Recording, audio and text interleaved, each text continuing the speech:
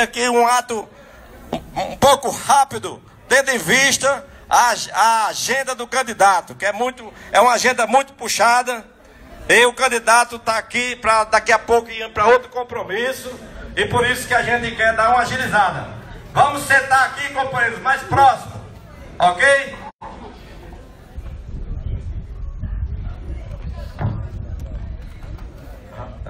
Vamos convidar para vir aqui à mesa Dr. Deusdedito Queiroga, ele que é da pasta de infraestrutura e já foi nosso presidente lá na Cagepa.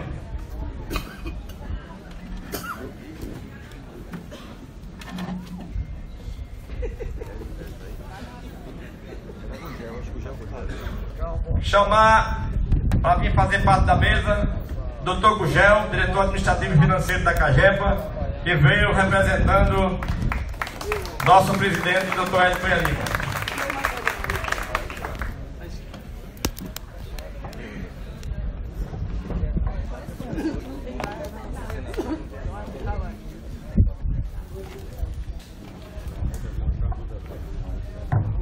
Bom, gente, essa mesa é uma mesa rápida, uma mesa com poucas pessoas, porque, tendo em vista, a gente está com uma agenda muito apertada do candidato, como já foi dito. E, para a gente não ter mais delongas, vou passar a palavra aqui ao nosso presidente do Sindiágua PB, para fazer um relato rápido sobre a recepção do nosso candidato, João Azevedo. Fazer um relato sobre a Cagepa rapidamente, presidente, fica à vontade. Boa noite, companheiros, boa noite, companheiras.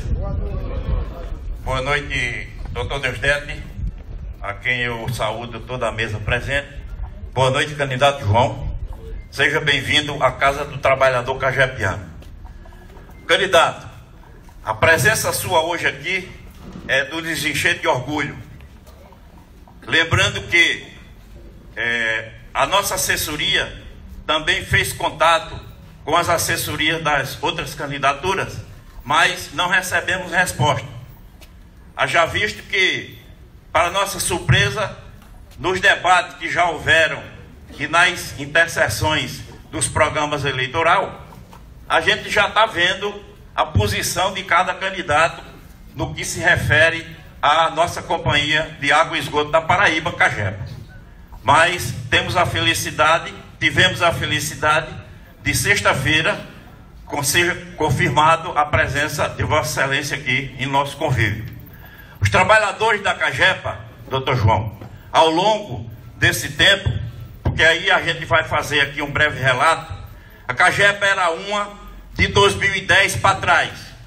E a Cagepa hoje é uma Cagepa de 2010 para frente. Esses trabalhadores que hoje estão aqui presentes e aqueles que o senhor também teve a felicidade de contatar lá em Campina Grande, sabem muito bem do que representou a Cagepa para a população paraibana nesse período anterior que a gente se refere.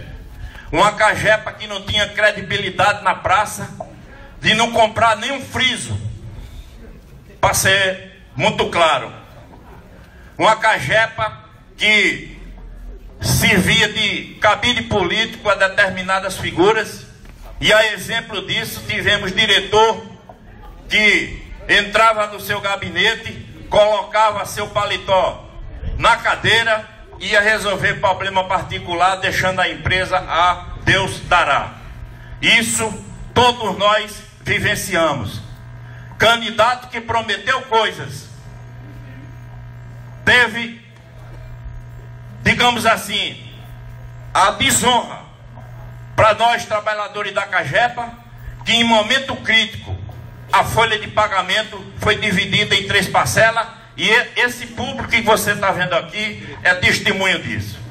Portanto, de 2010 para cá, essa empresa que estava na boca da mídia negativamente começa a emergir um governo que assumiu para si a questão social e que assumiu um compromisso com os trabalhadores. E assim continuou até agora, e é assim que nós queremos que o senhor diga o propósito do seu governo, se eleito for, e assim a gente quer caminhar junto. Esse governo, que ora está se eximindo, mas que vamos dar continuidade, que é um projeto, e esse é o projeto que nós vamos defender. Não podemos esquecer que a continuidade desse projeto é importante para toda a sociedade paraibana no que se refere à crise hídrica e o saneamento como um todo.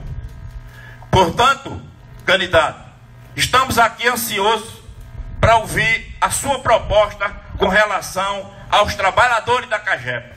Essa empresa que o governador Ricardo Coutinho, ao longo desses 8 anos, acreditou na mão de obra de homens e mulheres honrados.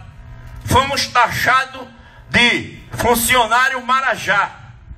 O melhor salário, para não dizer alto salário, que se pagava dentro dessa empresa, e provamos por A mais B ao próprio governador que isso era falácia e que a mídia tomou como uma verdade. A exemplo disso, os trabalhadores pagaram preço alto, mas não saíram do seu compasso.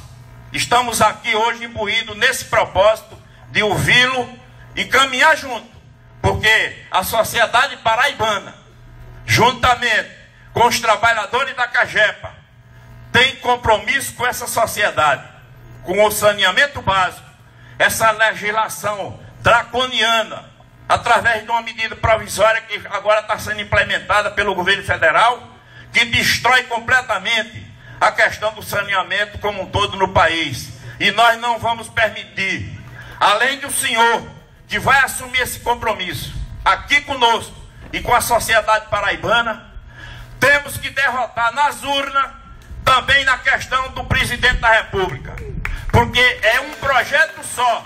O projeto que está lá em cima é o projeto que vai se alinhar aqui embaixo, e nós não temos outra alternativa para ficar querendo saber se vai ou não acontecer. Nós vamos fazer acontecer, candidato João. Portanto, vamos ouvi-lo. A sua agenda é muito extensa e nós aqui te agradecemos bastante. Vamos rapidamente, com a permissão aqui do candidato, registrar a presença mais uma vez do vereador Marcos Henriques, vereadora Sandra Marrocos, está aqui presente, não foge à luta, deputado estadual Anísio Maia, presidente estadual do PSB, Ronaldo Barbosa, a diretoria da CAGEPA está presente, doutor Marinaldo, diretor comercial, doutor Gugel está aqui na mesa, diretor administrativo e financeiro, doutor Joaquim Almeida está em São Paulo, numa missão de saneamento também, um congresso da Sabesp em São Paulo. Doutor Simão está presente aqui, nosso diretor de expansão. Portanto, só a ausência do doutor Joaquim, que está em outro compromisso. Registrar a presença também da vereadora Sandra Marrocos, já disse, e da presidente estadual do PCdoB, Gregória Benário, que está na luta com a gente, o deputado estadual João Gonçalves, homem de luta, que está com a gente todo dia, enquanto todo dia caminhando lá na praia. Bom, vamos. Presidente municipal do PSB, Ronaldo Barbosa, já registrei. Bom, vamos passar a palavra ao nosso candidato aqui presente, dizendo mais uma vez que o convite foi feito a todos. O que tivemos como resposta? A não vinda ou se calaram. Disseram no guia eleitoral quais são suas pretensões.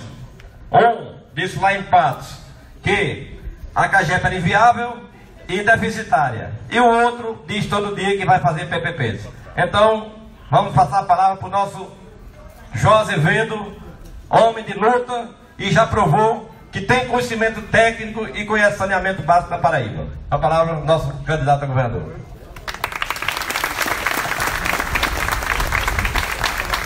Primeiramente, meu boa noite a todos e a todas. Agradecer o convite formulado pelo sindicato. Dizer que para mim é sempre um prazer quando a gente está num ambiente em que se pode conversar, discutir e fazer o que eu chamo de boa política. Sintam-se todos saudados à medida que foram citados aqui, para a gente ganhar um pouco de tempo. Infelizmente, a agenda de quem entra numa luta, no momento em que se reduziu tanto uma campanha eleitoral, fica bastante complicado. Claro que todos nós sabemos quais foram os motivos que levaram a essa redução de tempo. A desculpa sempre é que seria para baratear custo de eleição. A gente sabe que não tem nada disso. A intenção, talvez, e está muito claro hoje, é que essa tenha sido a única forma que eles encontraram para tentar fazer com que o povo não fizesse política, não discutisse política, não tratasse de política. E reduzindo esse tempo, talvez eles imaginariam que tivesse alguma chance. E que não tem. A gente sabe muito bem que o povo hoje tem uma consciência completamente diferente do que é fazer política e do que é fazer a boa política. Por mais que os meios de comunicação tentem criminalizar a política, a gente sabe que só a política transforma a vida das pessoas. Não tem como. Qualquer ato, qualquer ação que acontece, ela acontece por decisão política. E isso claramente está demonstrado hoje. Então, estar aqui, um dia como hoje, a gente poder conversar e fazer a boa política, para mim é sempre uma honra e para mim me sinto extremamente satisfeito de poder conversar. Principalmente com meus amigos, colegas da CAGEPA. Até porque, durante 7 anos e 4 meses, eu tive a oportunidade de ser secretário de Estado e mantive com a CAGEPA uma relação muito direta. Antes, de uma forma menos presente, porque a secretaria era uma secretaria de recursos hídricos, meio ambiente, ciência e tecnologia. E a gente tem um vínculo por conta dos recursos hídricos, que são, evidentemente, compartilhados com a CAGEPA. E depois, a partir de 2014, mais diretamente, porque passei a exercer, foi incorporada a secretaria, e ficou Secretaria de Infraestrutura, Recursos Hídricos e tal. E aí, numa relação direta, dentro do próprio Conselho da CAGEPA, e numa relação direta com os presidentes que passaram até lá, e a gente pôde tratar diretamente com a CAGEPA. Então, em primeiro lugar, para mim é uma honra muito grande. Obrigado. Obrigado a todos vocês do sindicato. E dizer de uma posição que já foi anunciada pelo governador, e que no nosso caso é importante que vocês ouçam isso, porque é numa oportunidade como essa que a gente pode ratificar a posição. Quando nós estávamos na Secretaria ainda de Recursos Hídricos, nós fomos convocados para uma reunião no BNDES do Rio de Janeiro. E para tratar exatamente de saneamento no país como um todo. E que foi colocado a necessidade de que, para se universalizar o esgotamento sanitário em todo o Brasil, se precisava de 300 bilhões de reais. E que esse dinheiro não havia disponibilidade dentro do próprio governo. Então, o BNDES estaria preparando um projeto para analisar cada estado, para saber que tipo de equação financeira poderia ser feita para se resolver a questão dos recursos necessários para a universalização do saneamento. E aí, nós tivemos as primeiras reuniões. E já naquele momento, nós percebemos nitidamente, e estava claro, que a intenção era, claro, buscar a privatização das companhias. E todas as reuniões que se sucederam àquela primeira, eram sempre naquela lógica de que precisaríamos estabelecer uma relação, não só de PPP, mas principalmente de disponibilização de ativos, uma série de coisas, que não eram, no nosso entender, possível de ser instalado na Paraíba por vários motivos. Vocês são da CAGEPA, sabem muito bem que os nossos sistemas são sistemas que se complementam em termos financeiramente. Existe um benefício cruzado que é o que garante o funcionamento da própria companhia como um todo. Você não pode imaginar cada sistema independente. E eles falavam de uma maneira, eu acho, sem conhecer o pessoal que estava analisando, de que poderia ser feito no Estado uma setorização e fariam divisão do Estado para isso. Ora, quem tem um mínimo de conhecimento dos sistemas daqui, sabe que qualquer grande empresa teria interesse pelo sistema de João Pessoa e Campina Grande. Mas pelos outros sistemas que não são viáveis economicamente, que eu não acho que o governo tem que se preocupar com isso, a necessidade, e o governo tem que se preocupar que seja viável socialmente e não economicamente. Para isso, uma companhia pública ela pensa o Estado como um todo, porque aí você pode tirar investimentos de um canto do outro. E uma grande falha do processo é que você não poderia jamais imaginar que em nenhuma equação financeira ou econômica que se montasse para resolver um problema desse, você excluísse os investimentos que ainda são necessários na macroestrutura do abastecimento d'água. Vocês da Cagepa estão fazendo a maior obra que já foi pensada até hoje com recursos próprios, que é a adutora lá do Curimataú. Uma obra que vai passar de 300 milhões de reais, feitas absolutamente toda, com recursos próprios do povo da Paraíba. Porque a nós foi negado empréstimo, a nós foi negado recurso do OGU. E está sendo feita com recursos próprios do Estado e da Cagepa, evidentemente. Imagine se obras como essa fossem entrar numa equação para viabilizar qualquer que seja PPP, PPI, o que fosse pensar. Você teria um retorno disso aí de 100 anos para poder você ir buscar um investimento de 300 milhões numa região que tem 150 mil habitantes. 19 municípios, 150 mil habitantes. Mas não interessa, a lógica nossa do governo, não interessa o número de habitantes, nem tão pouco o número de eleitores. Interessa a demanda. A demanda do Curimataú é real, vocês sabem melhor do que eu aqui. Não se tem água em quantidade para se atender toda aquela região. Então nós decidimos, claro, implantar uma obra como essa. E como em nenhuma equação que era apresentada, e nós contestávamos desde aquela época, era que não era viável esse tipo de coisa. E prontamente, antes de qualquer sinalização por parte do Estado, nós fizemos uma carta, evidentemente eu encaminhei a carta, definido com o governador, combinado com o governador Ricardo Coutinho, dizendo assim: a Paraíba está fora. A Paraíba não vai entrar neste programa. Exatamente pela leitura que nós fazíamos. Pela leitura que nós fazíamos aqui na Paraíba. Não adianta. Então uma coisa vocês podem ter certeza: a Cagepa, no meu governo, não vai ser privatizada. Esqueçam isso. Esqueçam isso. A minha leitura é exatamente a leitura de que a gente precisa, claro, prestar um bom serviço cada vez mais. E isso está acontecendo quando essa empresa, lá em 2010, tinha um déficit de 52 milhões.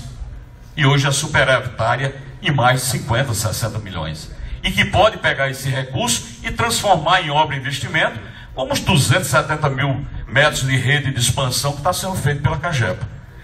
Essa é a lógica. Não significa dizer que quando você transforma em privado, dá tudo certo, enquanto o público não funciona. Não, precisa que o público, uma empresa pública, tenha uma boa gestão, voltada para aquilo que ela exista, no caso da Cagepa, voltado para o serviço de saneamento, mas acima de tudo tem uma gestão correta, consciente, que não seja usada politicamente, que não se quebra uma empresa durante 8 anos sem dar aumento, achando que isso é benefício, que não é, porque está prejudicando. E aí, esse tipo de coisa, esse tipo de atitude, vocês foram testemunhas melhores do que eu, que nesses últimos anos, 7 anos e poucos meses, não aconteceu. Não aconteceu. A forma como foi tratada a Cagepa foi fazer com que a Cagepa, a cada dia, ela tivesse as condições de prestar um bom serviço. E é isso que a gente buscou com relação à Cagepa. Um outro segmento que é extremamente importante é que a gente sabe que para que você promova o desenvolvimento num estado como a Paraíba, que hoje nos orgulha tanto, como é bom, né? Como é bom a gente pegar um relatório e receber um relatório como essa semana agora, Ricardo viajou para São Paulo para receber o ranking de competitividade do Brasil. E saber que nós éramos o 15º, lá em 2015, quando começou a fazer essa avaliação, e nós passamos para 10º, e agora passamos para 9º, mesmo diante de uma crise tão grande. A Paraíba continua no Brasil, evidentemente, e sofre as influências de uma crise econômica grande que tem o país. Mesmo assim, nós evoluímos da 15ª posição para a 10ª, e esse ano passamos para a 9ª posição do Brasil.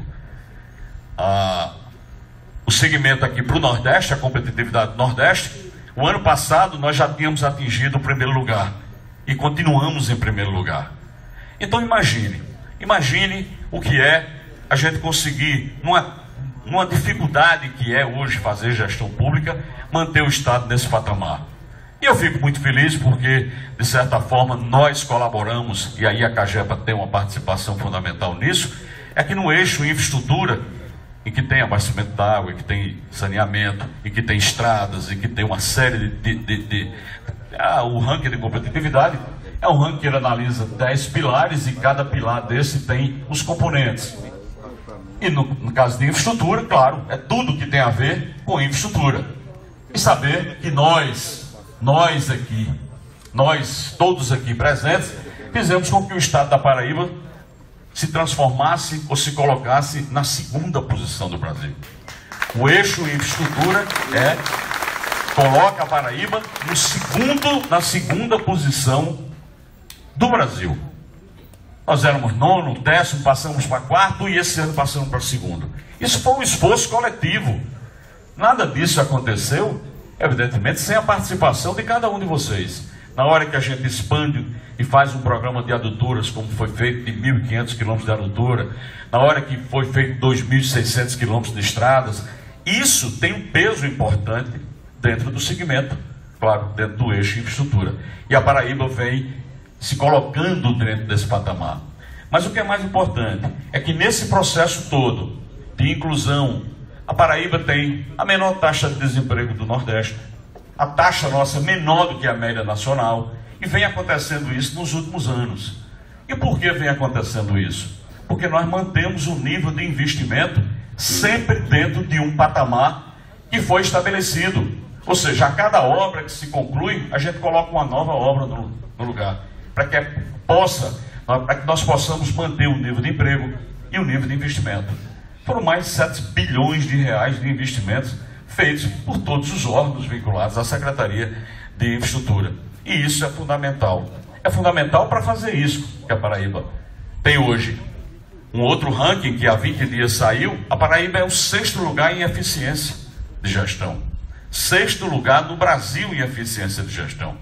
Quando você analisa dentro desses rankings, ponto a ponto, você vê dados extraordinários.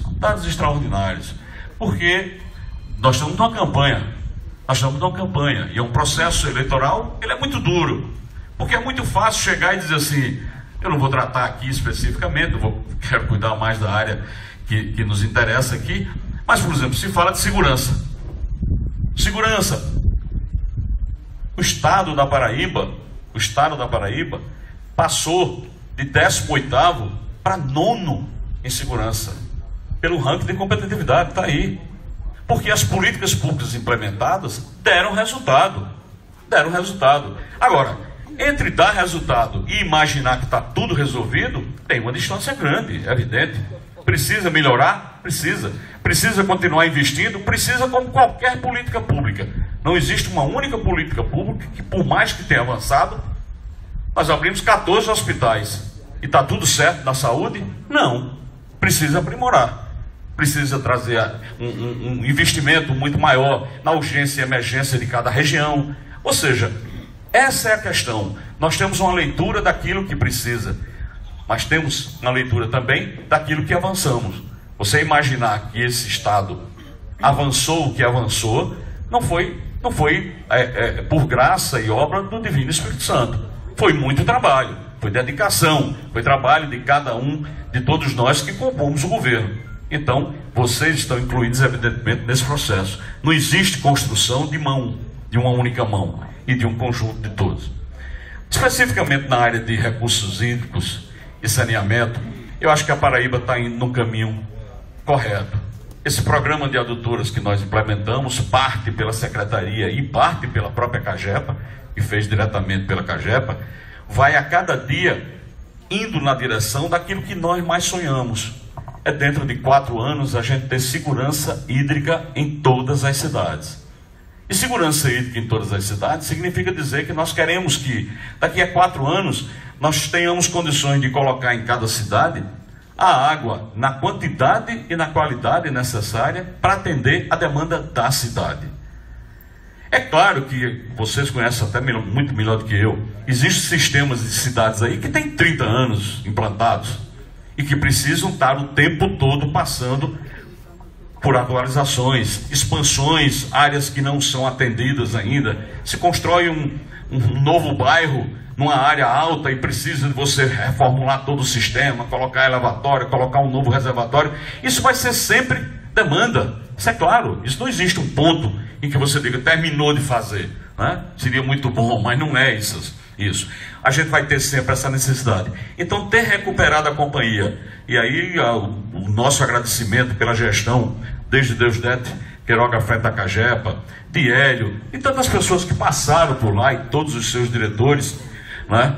Que a gente sabe muito bem do esforço e dedicação que tiveram para fazer com que essa companhia se transformasse hoje numa companhia superavitária, uma das melhores do Brasil. Isso é um esforço, e isso vai permitir que eu, sem sombra de dúvida, eu não tenho medo de errar e não tenho medo de dizer isso. Em 4 anos a gente vai atingir segurança hídrica de fazer e sabe onde é que os recursos estão. Os projetos estão disponíveis. Tudo isso baseado principalmente nos 2 eixos da transposição que estão chegando, o leste já chegou e o norte que está em conclusão. E vai oferecer essa água em condição de a gente, complementando o sistema com mais adutoras, com mais reservatórios, com mais expansão de rede, a gente atinja esse patamar de segurança hídrica.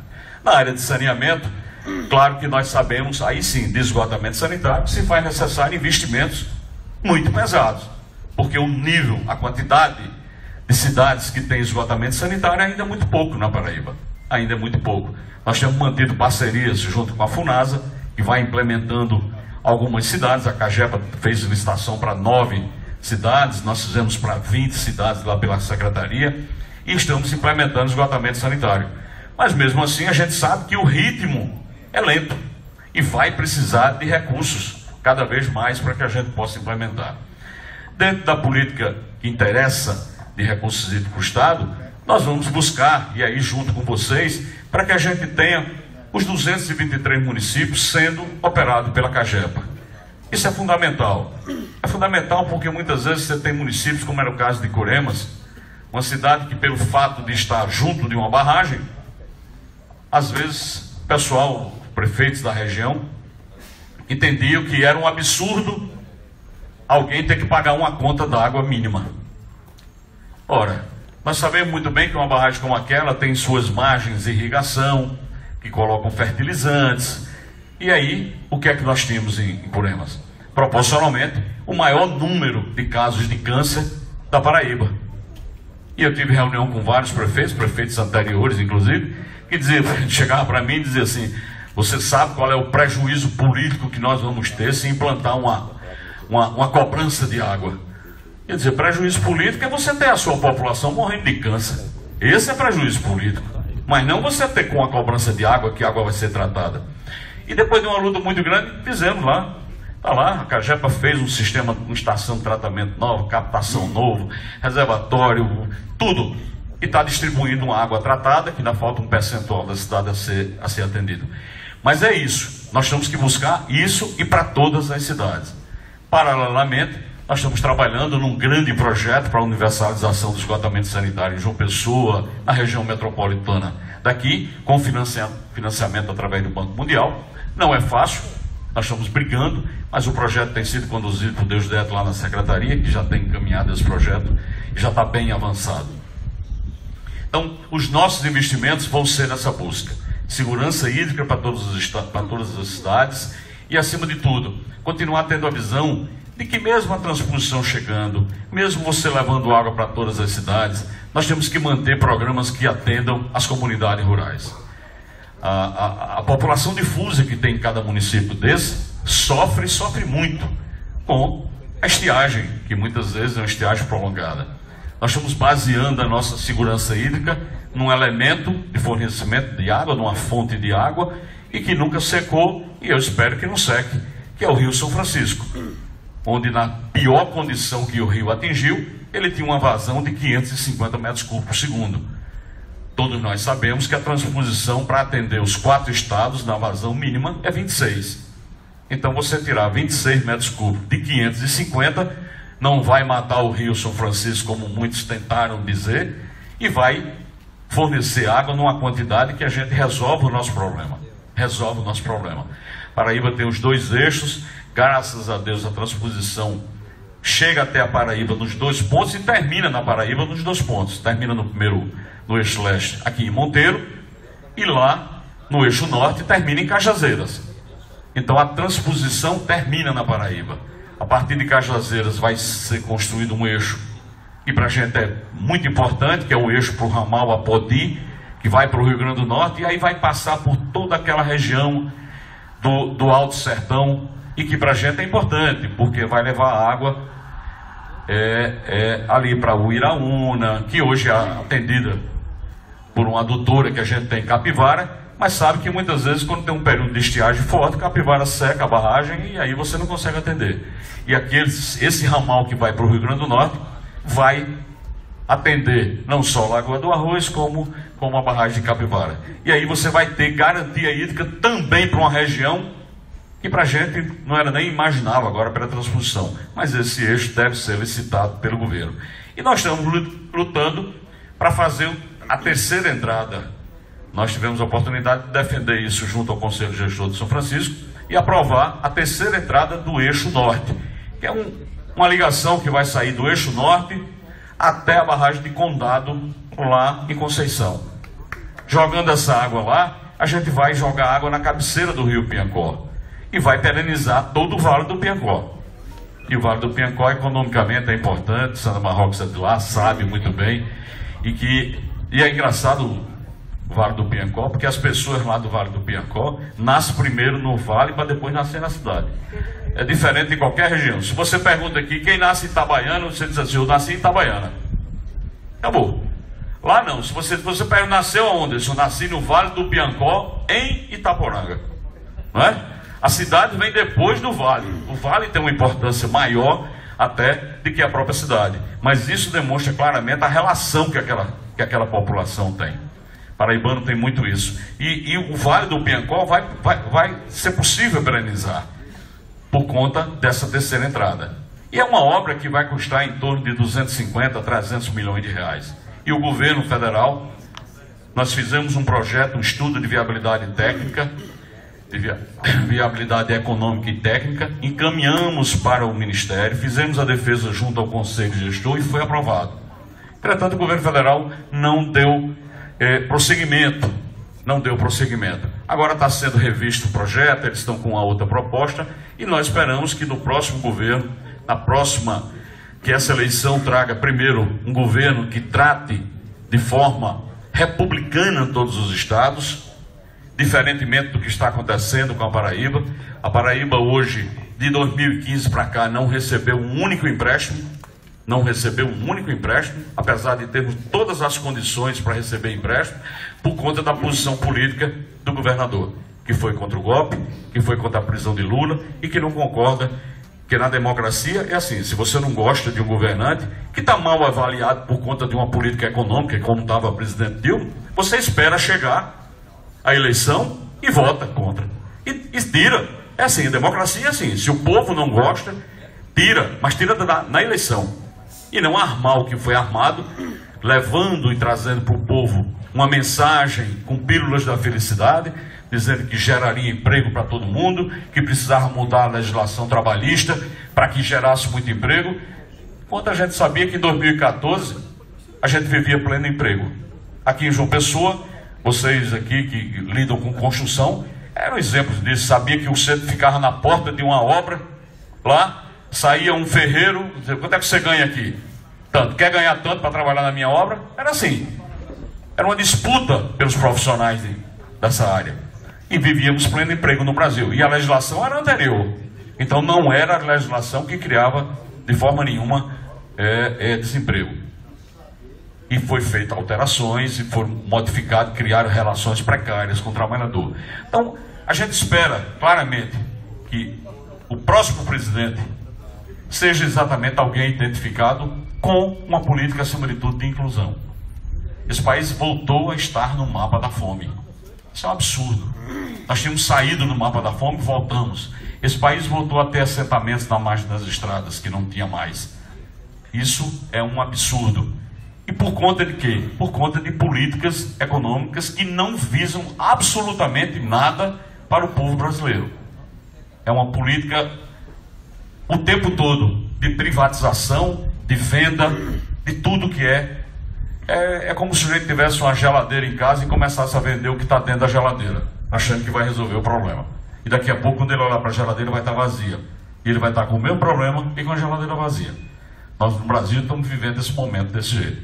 Então eu espero que quem seja eleito presidente do próximo mandato, a partir de 2019, tenha uma visão, acima de tudo, republicana. Porque você não pode ter um Estado sendo tratado como ele é hoje, com todas as condições. Nós temos as condições de tomar empréstimo para em qualquer valor, na verdade, que a gente queira. Existe uma margem enorme.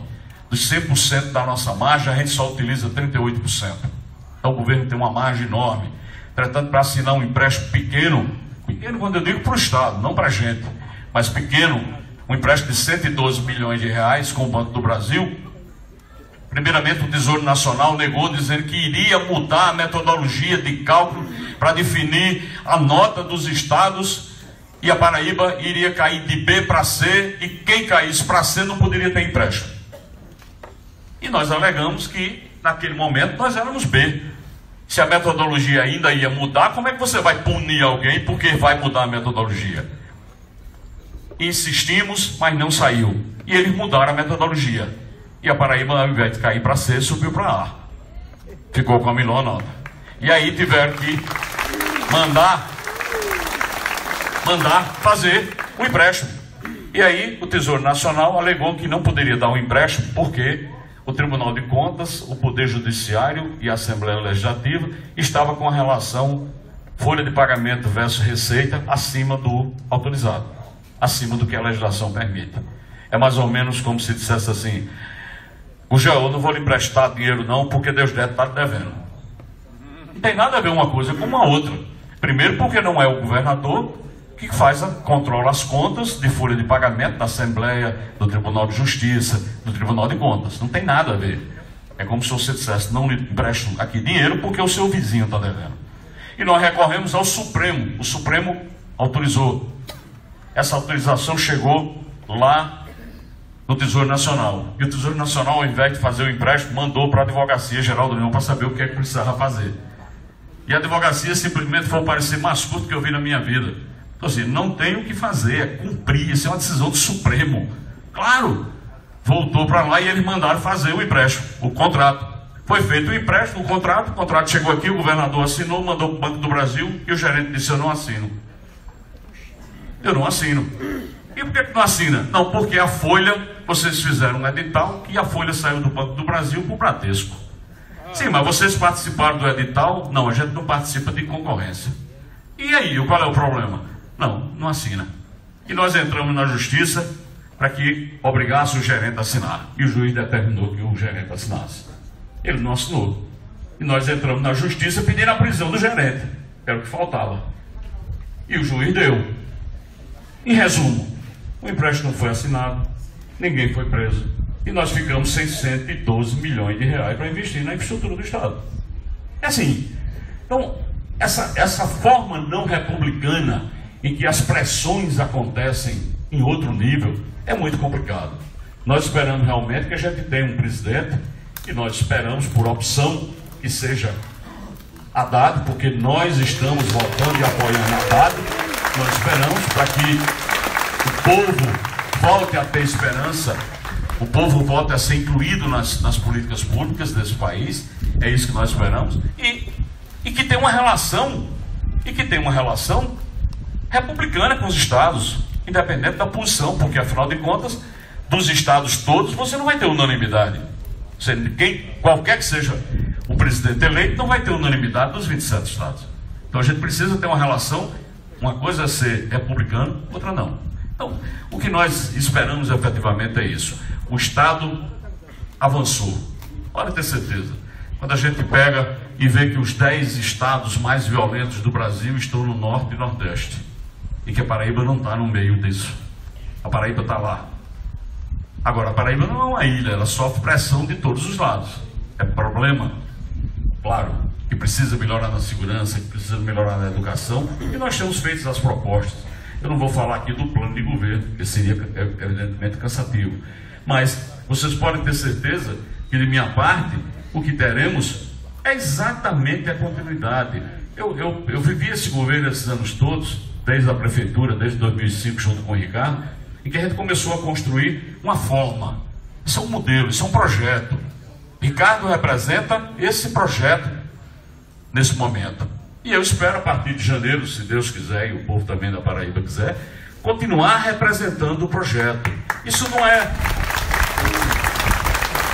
é projeto pessoal. Isso não é porque um dia eu disse assim, eu quero ser governador. É claro que não. Não funciona assim. Ninguém é candidato de si mesmo, já é uma máxima que se diz aí na política.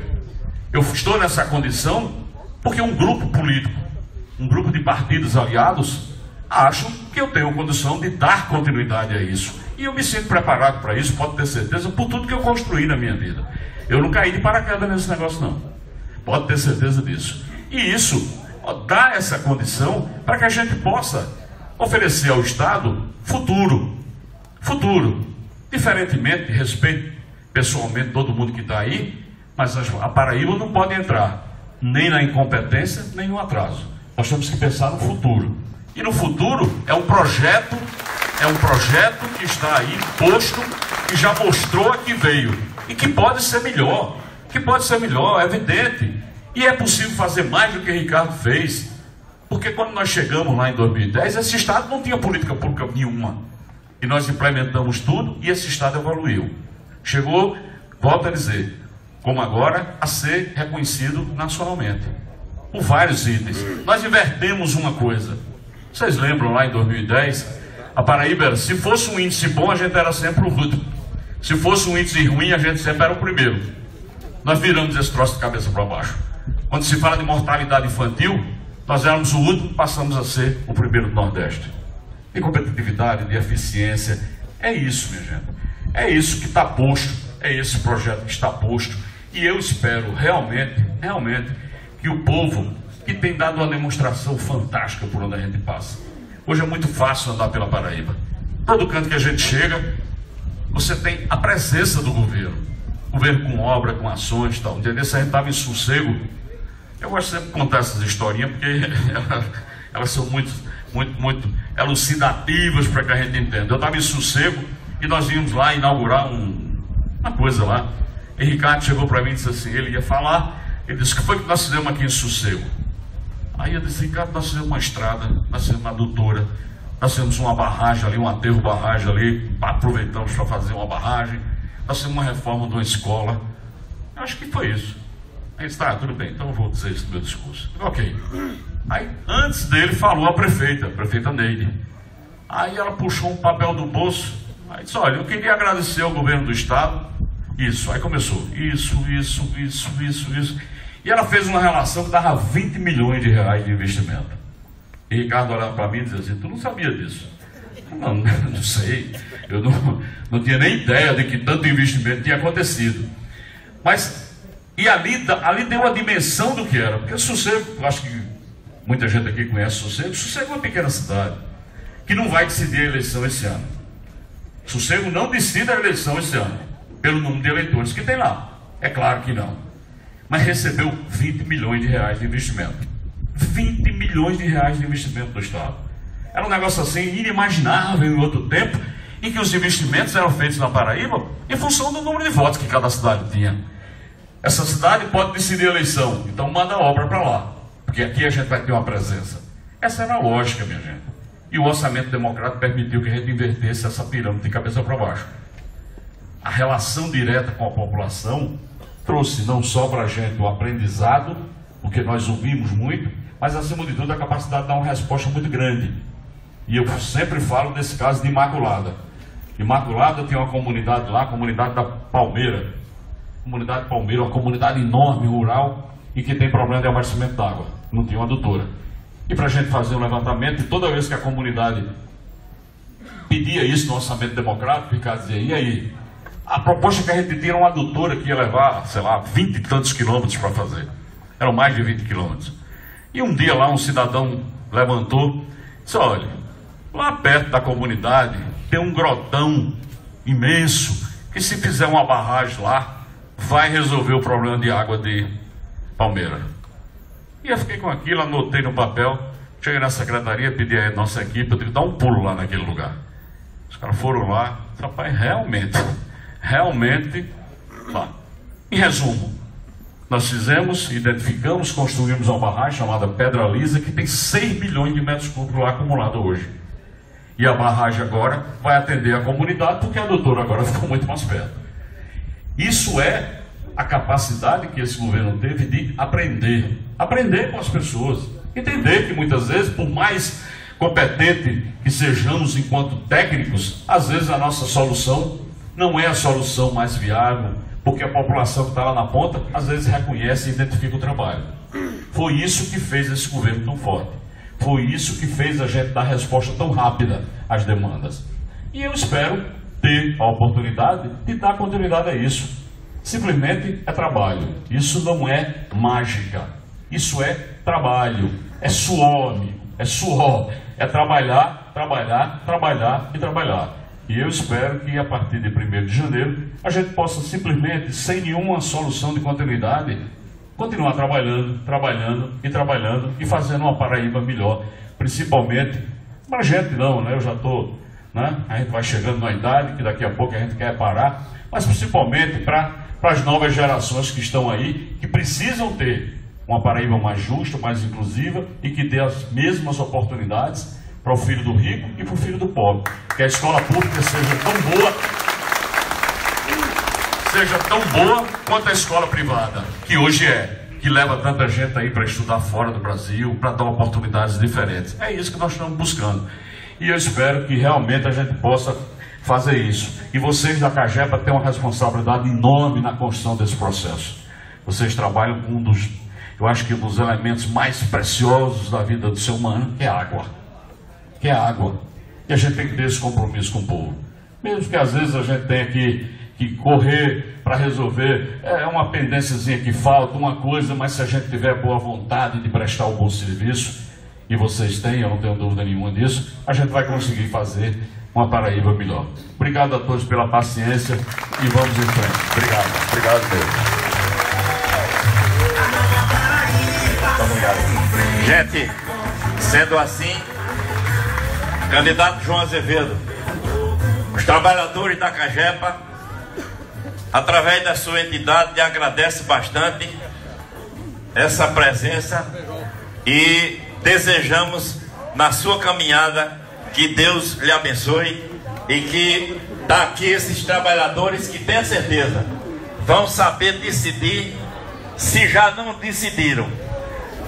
Apesar de muita luta, a esperança ainda permanece. Viva os trabalhadores da CAGEPA, viva a democracia. Até a vitória, se Deus quiser. Deus abençoe a todos e ao senhor na sua caminhada. Um abraço e até a próxima, se Deus quiser. Realiza, seu nome é trabalho.